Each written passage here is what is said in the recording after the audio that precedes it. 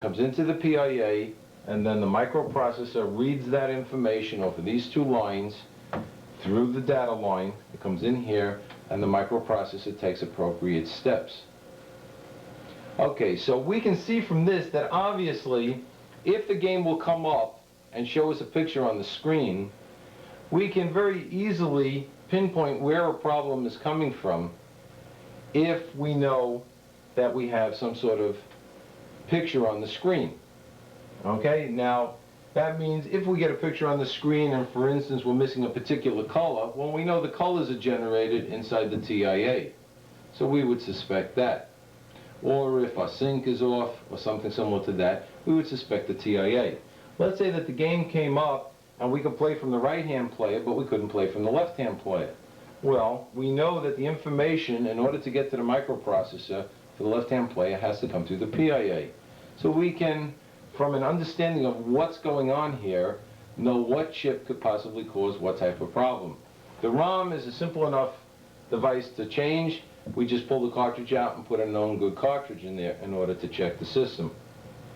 I think what you should do at this particular time is take a look at the schematics, get familiar with the layouts, and then I think when we come back, we're going to set up our test equipment. We'll take apart a unit, and let's investigate a very quick way of doing a primary check on it.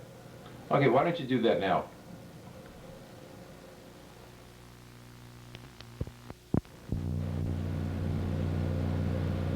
Okay, now we have a pretty basic idea of what's going on inside the Atari game. And let's jump in with both feet and get wet. Okay, here's an Atari game. And the cartridge mounts in here. I'm sure you're all familiar with that. And the only tools that we're going to need to repair this is an oscilloscope.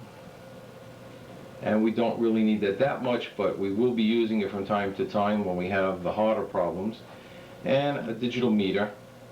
We use the Fluke. We find it very adequate. And we need a color TV set in order to display the picture.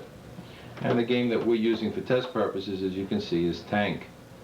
Okay, it's very important that you pick one particular game to use for test purposes so that you can become familiar with what's supposed to be on the screen, how it's supposed to react, the sounds that are there, so that when you have to make adjustments you can make them, and the colors that are supposed to be there, because there is an adjustment for the colors.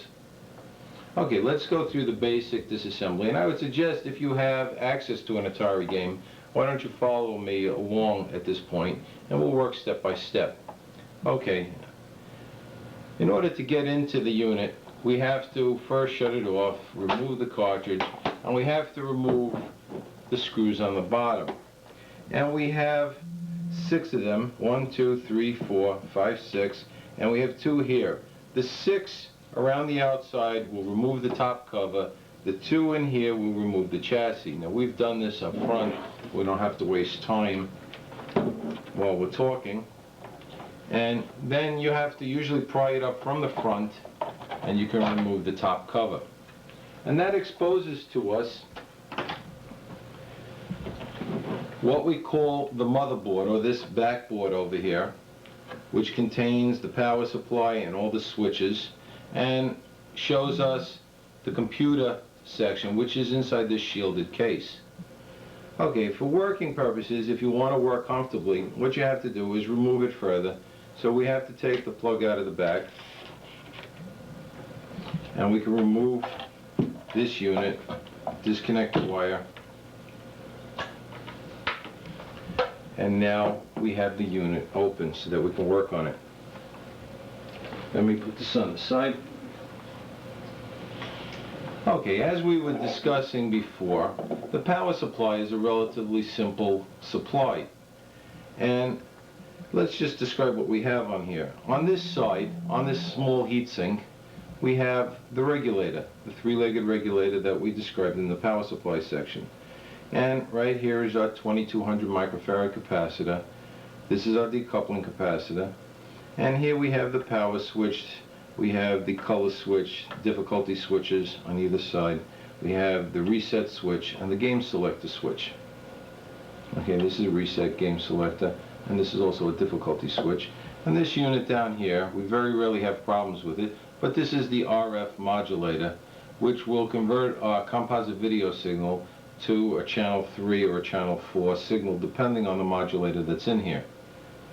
Okay, so a preliminary check would be to plug this unit in, and we'll go through and check the power supply on the motherboard. What I'd like you to do at this time is get your unit apart to this condition, get out your meter, and then we'll continue.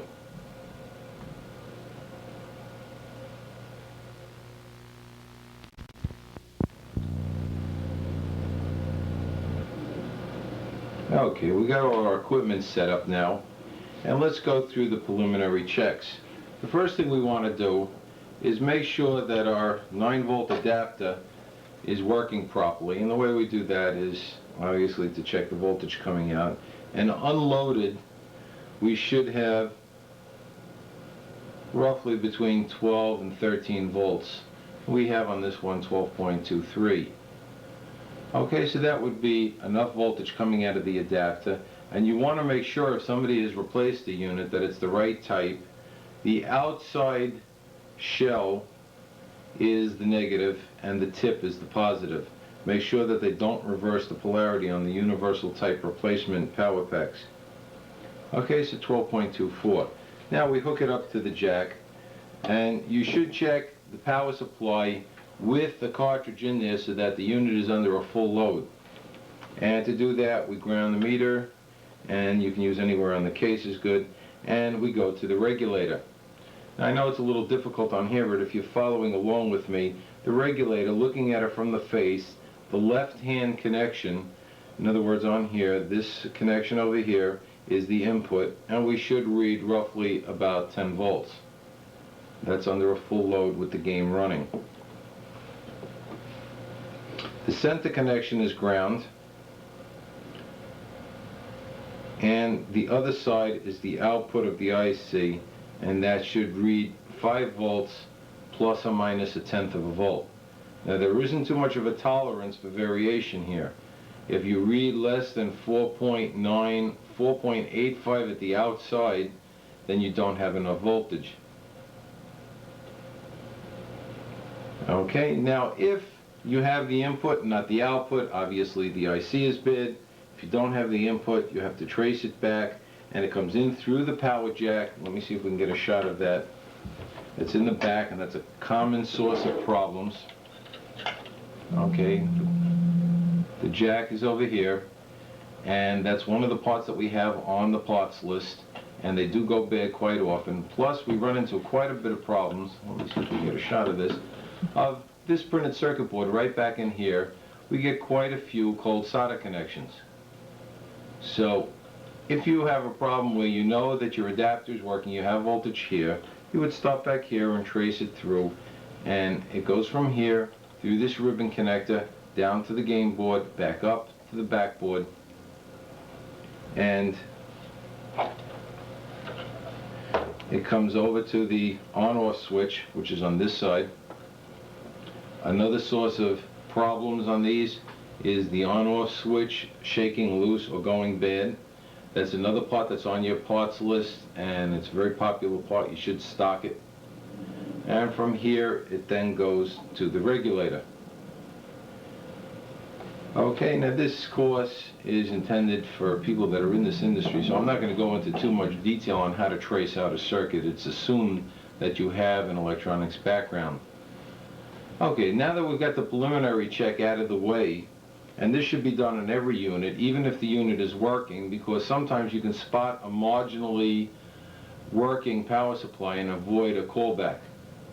Okay, so you should check this whether it needs it or not, and it only takes a couple of minutes, as you can see, to check out the power supply. Okay, at this point, I'd like you, if you're following along with us, to make all these checks, locate where your regulator is. Some of them are mounted on the heatsink like this. Some of them are mounted on a heatsink flush on the printed circuit board right in this area. And remember, looking at the top of the regulator, the left-hand side is the input, the middle lead is the ground